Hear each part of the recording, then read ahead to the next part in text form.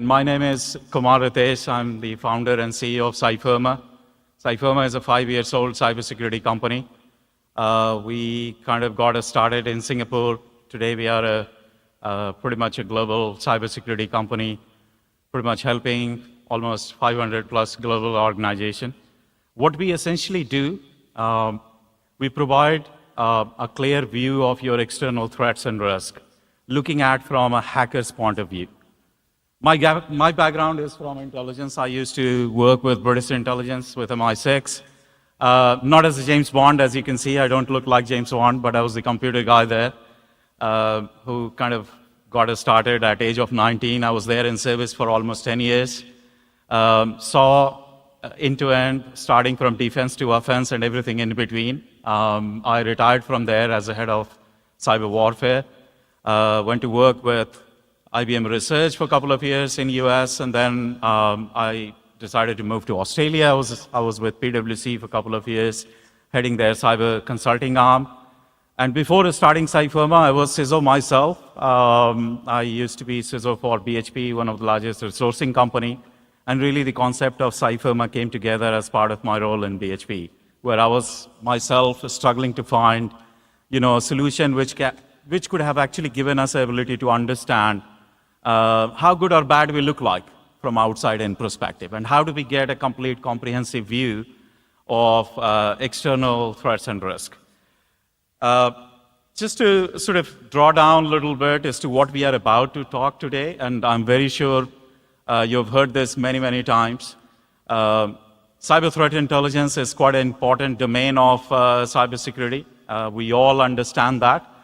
I am about to sort of challenge that a little bit. Is CTI really sort of giving you the right outcome based on which are you able to actually appropriately defend your organization? Today, if you look at CTI, this is how it looks like, quite frankly. It's a little opaque. It's not very, very clear. You do not have any contextualization, personalization being done on threat intelligence which is being delivered to you. And unless and until you have that personalization, contextualization, and relevancy being applied to threat intelligence, I wouldn't actually call that as threat intelligence.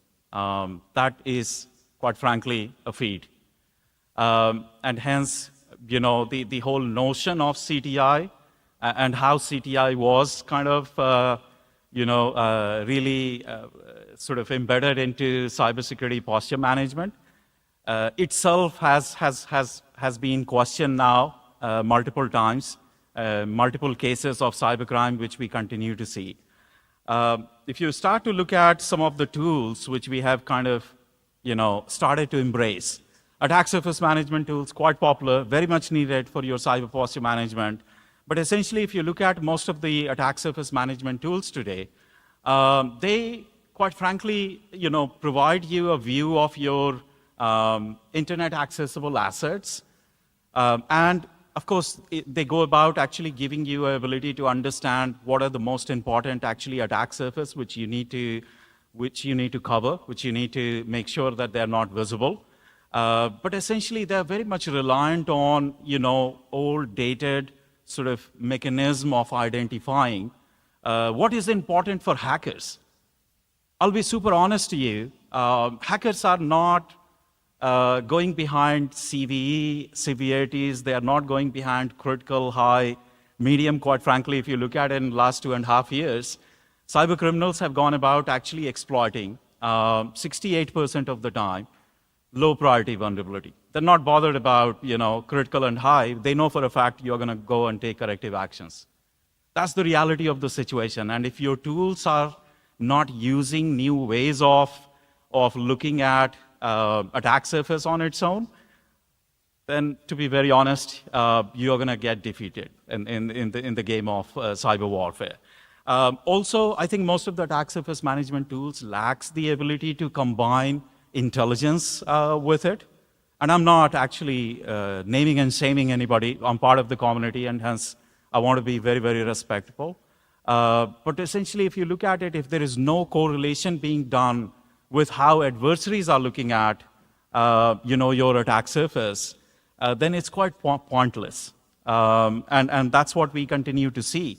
If you start to look at vulnerability intelligence or scanning tools, again, the reliance is very much on CVE score, severity of CVE score, and which is important. I'm not saying that is not important, but what is really lacking is an adversary point of view, hacker's point of view, which is again a missing dot here.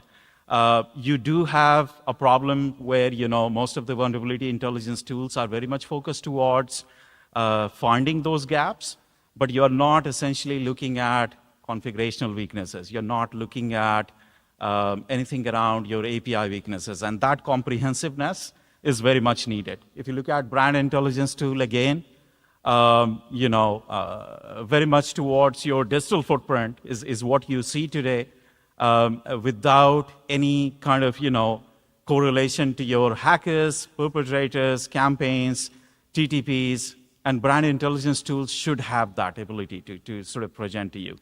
How would you essentially understand how lucrative you are in front of adversaries? There's no other way. And if brand intelligence tools are not doing that, then, well, we are defeating the purpose. Digital risk tools, again, there are heaps of digital risk management tools out there, but what we essentially continue to see is, one, the problem is around the coverage of the tools itself. Number two, most of those tools actually really miss the insight from cybercrime community, which needs to be actually embedded as part of your digital risk management tooling exercise. Situational awareness, and what is situational awareness? This is essentially, your ability to understand, what is happening from cybercrime perspective in your industry, your geolocation, and your technological, sort of landscape which you are using.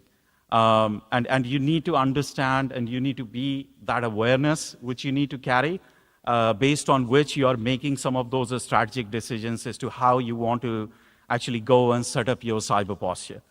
And the last piece is the threat intelligence part, which is, quite frankly, in today's world, if you ask me, and I'll be super transparent to you, it has become an operational tool which gets embedded as part of your security operations center. The whole purpose of intelligence, if you start to look at it, was to give you a strategic advantage, was to give you, management advantage as to how you're going to be responding back to cybercrime or any sort of, co-ops sort of, intelligence operative, which is clearly missing today. Most of the actually tools out there, they're very focused towards IOCs, TTPs, and they actually kind of very much stop there. There is no answer which you get today, who's looking at attacking you, why they're looking at attacking you, because attackers will have a motive. And you need to have an ability to sort of get a glimpse of why there is interest towards you. When can they possibly attack? Like, how ready are they to launch an attack? And then essentially looking at what are they after? Like, why you are a target for adversaries. Is it because you are carrying intellectual property? You're carrying PII, CII? But you need to have understanding of that. And only when you have understanding of who, why, what, when, you go about actually solving the how part, which is essentially the tools, the TTPs, the IOCs of the world to kind of, counter those cybercrime. We clearly lack that today. And on top of it, I think if you start to look at our landscape itself, is evolving. And you've heard that multiple times, quite frankly. I'm not going to emphasize more on it. But 3 points I want to sort of highlight on this slide. One, we are very, very clearly seeing now cybercrime being actually orchestrated by cybercriminals to be able to launch a kinetic attack. Now, I know kinetic attacks has been there for a while, but this is first time in history of cybercrime we are essentially seeing cybercriminals wanting to cause human life loss. So, their focus seems to be slightly moving away from digital attacks towards kinetic attacks. And this might be because of geopolitical reasons, right? Cyber has become a very important trade craft for quite a lot of nations, quite frankly. And they continue to use cyber as their vehicle to get a strategic advantage against other competing nations. We are also seeing a lot of focus towards data exfiltration from IoT devices. I know this might be a bit of a news, but focus of cyber criminals of exploiting IoT devices is an old chapter, quite frankly. They are collecting data from IoT devices, they're doing behavior analysis on those data, and they are essentially actually capitalizing on those data to come back and see how they can actually come closer and closer to you, because we have started to use IoT devices not only in manufacturing plants, but we are using them in our homes as well. And the third part, which is, of course, the AI and your defects and your botnets and everything else, you see a lot of interest in cybercrime community towards defect. I think there was a very, very important topic which just got discussed before. Essentially, the interest of cyber criminals to capitalize on deepfake technology. We have actually started to see that. Like if you look at in last, I would say 7.5 months, deepfake technology has been discussed on cybercrime community almost 3.5 million times. And I have no doubt that while phishing attacks are going to be history in 2 to 3 years' time, and you're going to have deepfakes which is going to replace phishing attacks.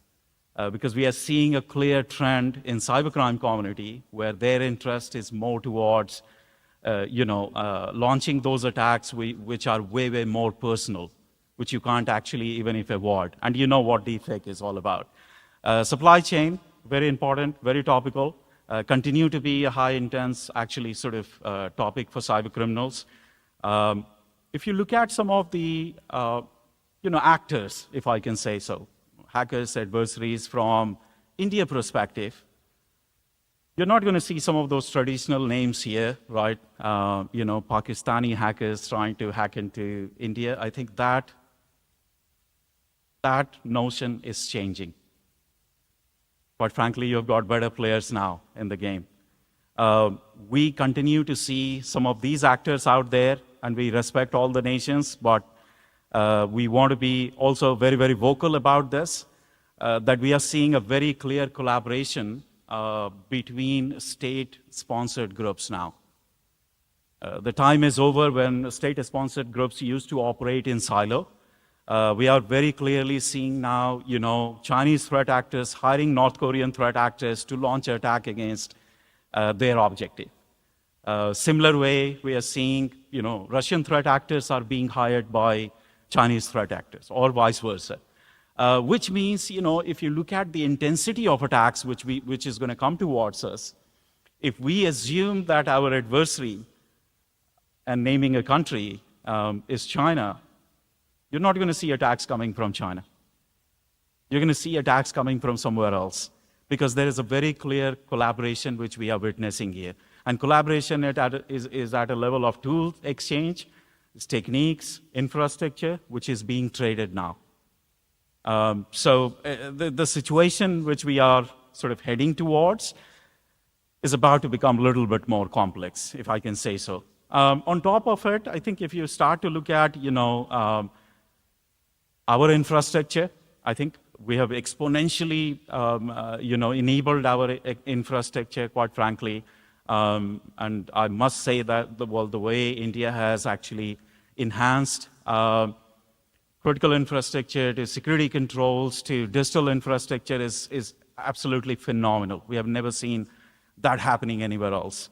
I think we just need to be a little bit cautious. As soon as you're actually going super digital, you do have a sort of intern risk, whereas some of these digital infrastructure will give cyber criminals the ability to come back and attack us, which means we need to start to plan our sort of a strategy as to how we are going to go about defending some of those infrastructure. Why do you think cybercrime continues to evolve despite of all the security controls which we have actually gone about building, embracing in the organization, as well as working with some of those big, large tools out there, including ourselves, right? Clearly, the problem which we see, organizations are very focused towards inward security control. And when I say inward security control, pretty much perimeter to network, to endpoint, to data. There's not a lot of actually emphasis given towards who's outside. And unless and until you understand what you are up against, you're not going to be able to defend. As you know, this is like a statement given by old warlords, right? You need to know your enemies, you need to know their strength, and you need to know their weaknesses. And you need to map it out with your strength and weaknesses as well. Essentially, we do not have that visibility right now. That's our clear problem. Number two, of course, our digital footprint is quite enormous, which on its own gives a perfect sort of recipe for cyber criminals to come and sort of attack us. We have a massive footprint of third parties, which we are not at all able to track. And if you have a problem in a third-party ecosystem, essentially that is going to evolve and come and hit us as well. What we actually sort of recommend always, and I'm not trying to actually sell or anything of that sort, you need to actually start to go about combining some of the external threat management tools into one comprehensive sort of capability. And we call it as external threat landscape management. You actually always start your journey with looking at attack surface of our organization. An attack surface could be their IT asset, could be their OT asset, could be anything there, right, which you are able to actually get a visibility to. Then you understand where the weaknesses are, and weaknesses could be vulnerabilities, configurational weaknesses, API weaknesses, anything of that sort. Then you start to look at like how lucrative your brand is in front of cyber criminals. And you need to have that visibility, quite frankly. We as cybersecurity vendors, we will always say that the whole world is behind you. That's not actually reality always. Cyber criminals are also very planned, and I am about to give a very controversial statement. Actually, if you look at the way cyber criminals plan their act, is sometimes way better than cyber defenders. And I'm sorry to give you that statement, but that's the reality. They're very planned, they're very, very focused, they know what they need to do. We have got a lot of things going on in our lives where we sort of get involved. So you need to have that visibility. You need to understand your digital footprint, which is again has become a very, very important vehicle by which cyber criminals essentially sort of capitalize on some of those information which is out there and come back and attack us. You need to understand situational awareness, which is like what is going on from cybercrime perspective in your industry, in your geography, in your geolocation. Because if your industry is being hit by like ransomware, I heard that a lot, essentially then you need to start planning your tooling against ransomware. You need to start planning your posture against ransomware. If your industry or your geolocation is seeing a lot of phishing attacks, then you need to have an ability to respond back to that.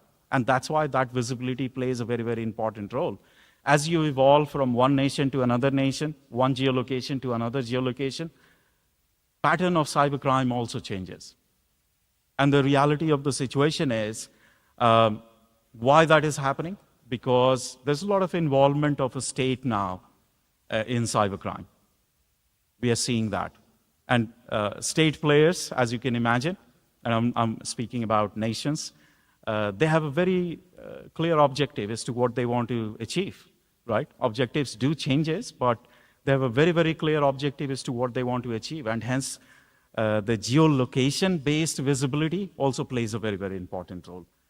And the other part is towards the third party. Again, you need to have a complete visibility of your third-party ecosystem as to how they are evolving, how they're looking after their infrastructure, and how they are looking after, their essential sort of systems, applications, and everything else. Because if they get hit, that will have an impact on you.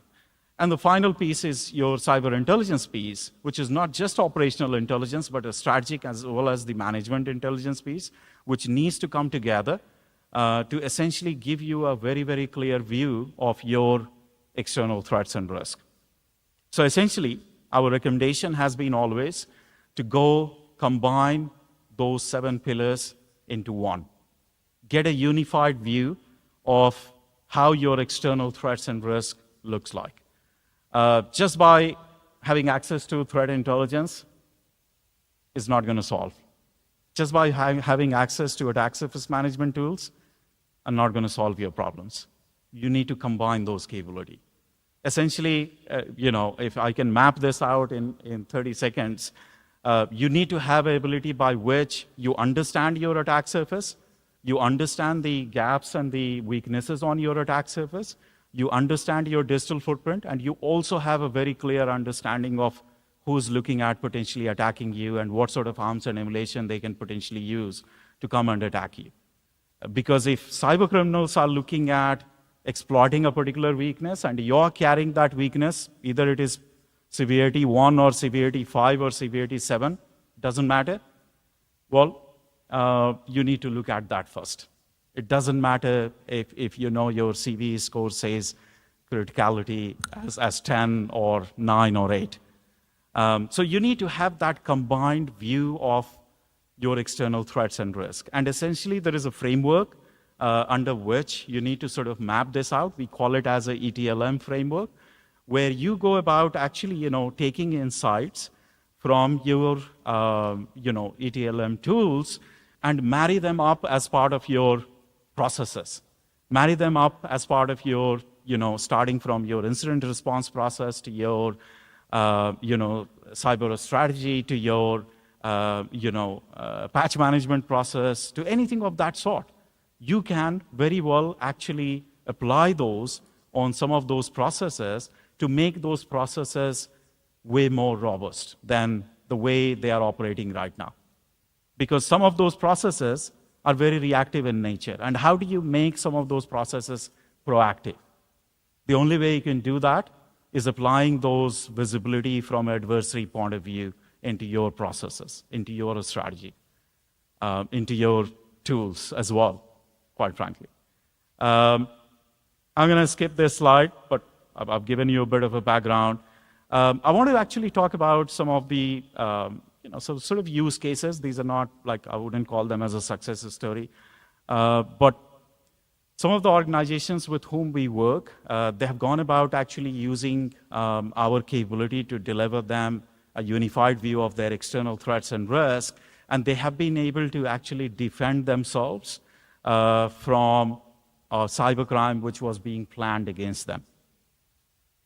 And we have taken out the names, but of course, there was a corporate espionage which we were able to actually bust, which was again being very much supported by state-sponsored groups. We saw actually a construction company, again, who are part of our portfolio as well.